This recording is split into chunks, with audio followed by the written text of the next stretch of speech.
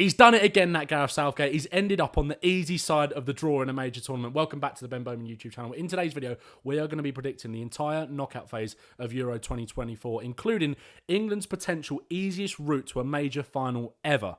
Or is it? Is there going to be a hiccup along the way there? We're also going to be predicting this side, the very difficult side that involves Spain, Denmark, Portugal, France and Belgium, which England thankfully avoided by winning the group. Did England do their job and just maybe the other nations failed to do theirs? Ironically, if France came third in their group instead of the Netherlands, they would be on our side. A simpler path to the final for them, but a harder path for England. I'm doing this based on gut.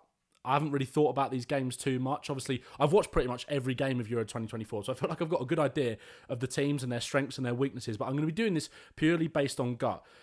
This side, I mean, thank God England didn't end up over there. But you can't watch Euro 2024 and tell me that there might not be a shock in here. If Euro 2024 has taught us anything so far, is to expect the unexpected. Georgia beating Portugal in their last game in the groups to send them through in their first ever major tournament. Incredible. Georgia, one of the stories of it so far and one of the best teams to watch. Germany, Denmark. Will there be a hiccup for Germany there? We know how well organised Denmark are. We saw that against England. They're made for tournament football. Portugal against Slovenia. Again, you'd imagine that's more of a fairly straightforward one for Portugal, but Slovenia frustrated England. And this is a Portugal side that is coming into this off the back of a defeat to Georgia. Yes, there was a lot of changes in that game for Portugal, but their squad depth is insane. And then you've got France-Belgium, which, according to, I saw a stat yesterday, it was a predictor for the whole rest of the tournament in terms of every team's chances of making it through to the quarterfinal, semi-final, final, and then going on to win it. They've got this game, I can't remember the account, as basically 50-50 between France and Belgium. Obviously, both teams have disappointed so far. Belgium sort of scraping through the group where every team got 4 points. France have only scored one goal or two goals, and neither of them were from open play. The first one against Austria, who are on England's side, was an own goal, and then a penalty against Poland. You favour France, but you just don't know. And then you come to this side of the draw, Romania, Netherlands. Romania, super impressive in that 3-0 victory against Ukraine. We haven't quite seen that same spark since, but what we have seen is a well-organised side that is going to fight for absolutely everything. Radu Dragusin, my boy, absolutely smashing it. Team of the tournament so far for the Euros for sure. Austria, been one of the most impressive teams at Euro 2024 without a doubt. So well coached under Ralf Rangnick. Turkey, a side there who have shown moments for sure. We saw that in the game against Georgia. But we haven't quite seen that since. Certainly not in the game against Portugal anyway. And then you come to England, Slovakia. Another team that is going to want to sit deep in a low block and frustrate England. And then Switzerland, Italy, which I think is one of the closest games to call in this whole round of 16 phase. So let's start on the difficult side. Spain, Georgia. Is this where the Georgia story comes to an end? Or is this where we're going to see a massive, massive shock? I think this might just be one step too far for Georgia. Spain have been the best team at the tournament so far. Not a single goal conceded. They've won every single game. They look so threatening out wide. But what we saw from Georgia against Portugal was a really well-organised team that is going to fight for absolutely everything. Could they spring a surprise against Spain? I don't think so. I think it might just be one step too far, as sad as that is. And that puts Spain into the first quarterfinal. They've been incredibly impressive, Spain. Lamine Yamal, Nico Williams, you don't need me to tell you how good they have been. We've all seen it, we've all witnessed it with our eyes. But it's such a shame for Georgia. But if you'd have said to them in their first ever major tournament, they'd make it out the group and get to a round of 16 tie against Spain, which I don't think is going to be easy. I don't think Spain will, I don't think Georgia will roll over for them. And I don't think Spain will roll them over. Germany, Denmark. This is a tough one because Denmark, we know what they do at tournaments. We do. And they're so well organised and they're pressed so well in midfield. I think it's going to be a great game. This one's on Saturday. This one's tomorrow. Film this on Friday afternoon. It's going to be out straight for you guys. And obviously you're watching this video. Make sure you subscribe to the channel. Click the little button down below. I think I'm going to edge Germany in this one. And I think that sets up, I think, the game of the tournament in the quarterfinal between Spain and Germany. Denmark, obviously not that impressive against Slovenia or Serbia.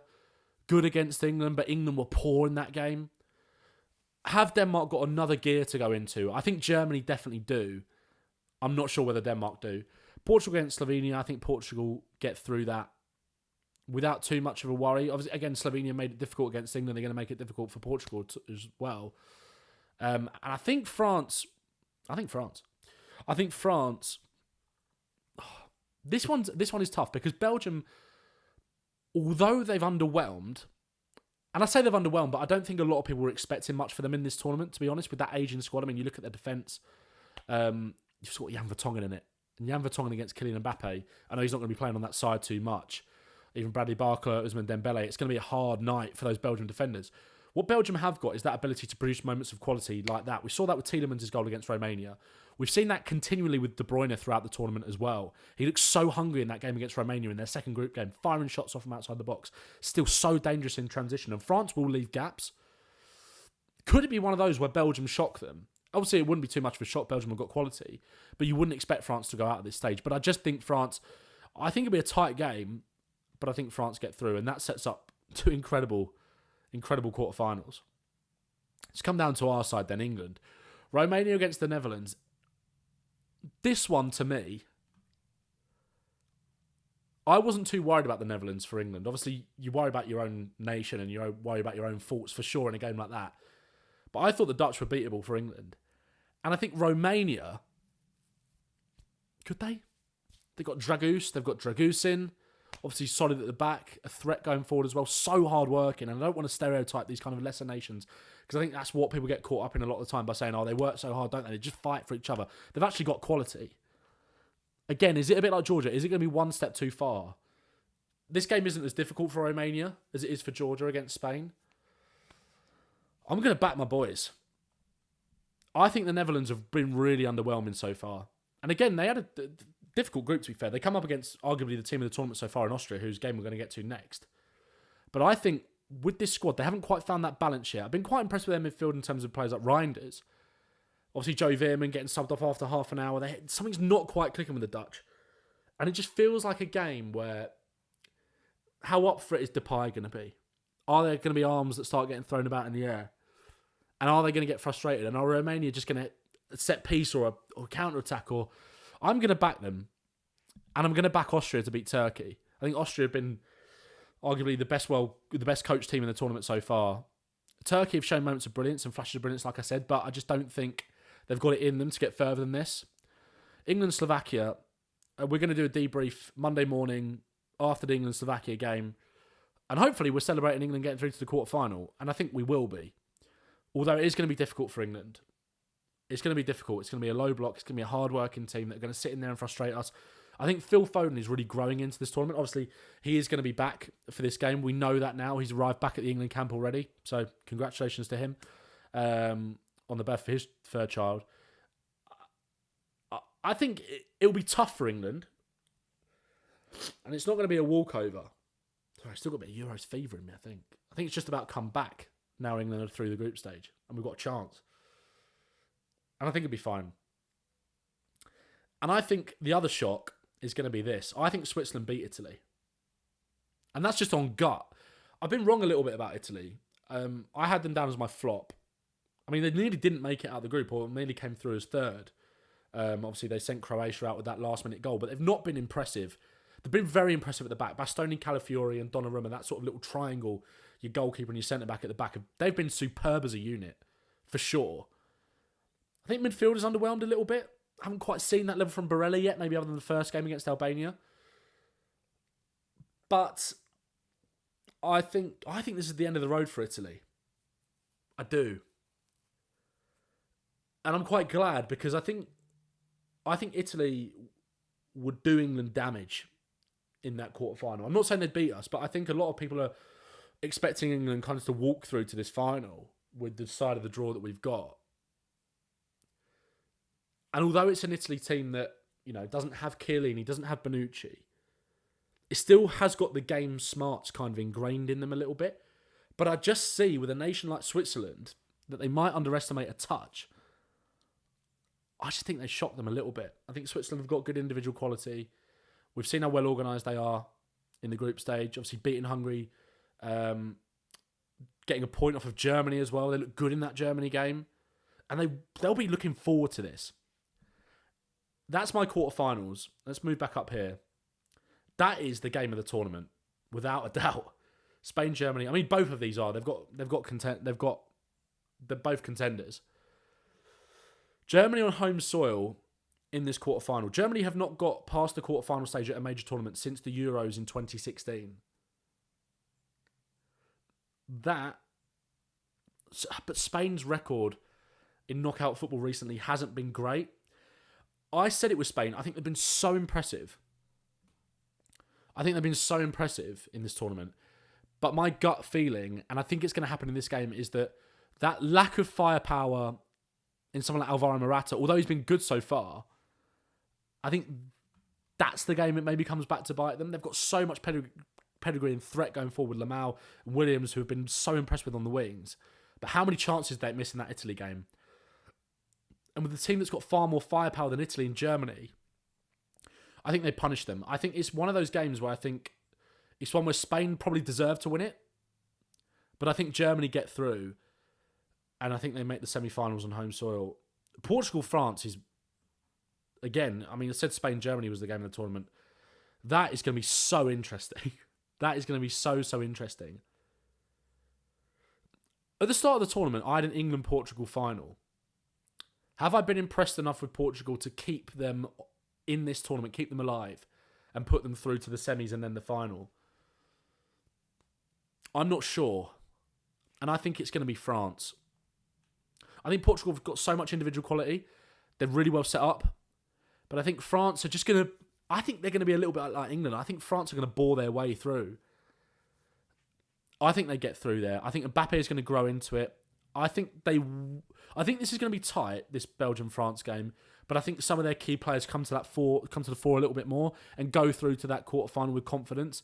I think it's going to be a 2-0 or a 2-1 maybe. Let me know what you think in the comments. Coming back down here, I think it's the end of the road for Romania. As sad as that pains me to say, or as sad as that makes me. I think Austria have just got too much tactical nous.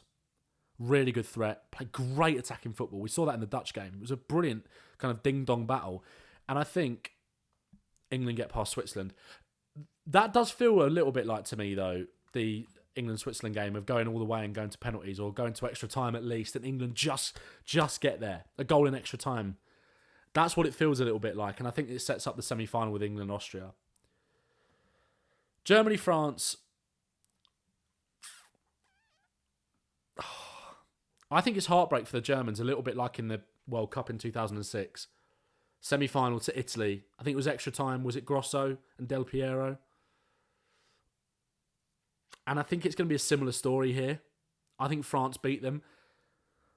Now this, England-Austria, that is the worst opponent I think England could have asked for. But I've got to back the boys. I think England... We're all very downbeat about England and our chances. But we're back on top of the bookies' favourites, 7-2. Obviously, I know there's kind of intervening factors with that. Doesn't mean the whole world, but that run's okay. And we shouldn't be scared of Austria. It's going to be really tough. That is going to be a really tough game. But I just think that experience of Euro 2021, that almost coming back into these England players, it's a very similar game to Denmark, a little bit in many ways. And I think just the fact that we got over the line in that semi-final last time round in the Euros, I could see it being a similar one, extra time, late winner, that kind of thing. And then it sets up this. France versus England. The Euros final. In Berlin. Is it a step too far for England again? Have France been that impressive?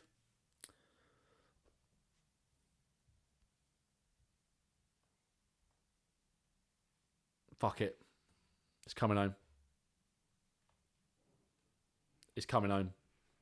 No logic. 91% chance. 99% faith. I mean, look, that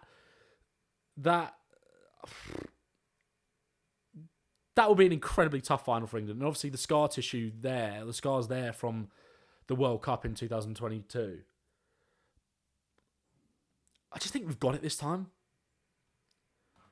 I think England are going to continue to grow into the tournament. I think we're going to see better performances in the knockout stages, like we did in Euro 2021. We stunk up the gaff then. We've stunk it up again. And it feels worse this time because we've got a better team with more experienced players. But they're calm. And I think that's something we've got to take into account a little bit. The players are ready. I think they're calm. An injury at the back that's a problem then. Luke Shaw back, though. Hopefully more minutes as we go through. I don't think they'll be fazed by it. My head says France will beat us, but I've got to go with my heart. You know, this is me. This is the Ben Bowman channel, all right? It's my prediction. You do yours. Go on the UEFA website and do yours, and then come at me, all right? Subscribe to the channel. Keep the faith. It's coming home.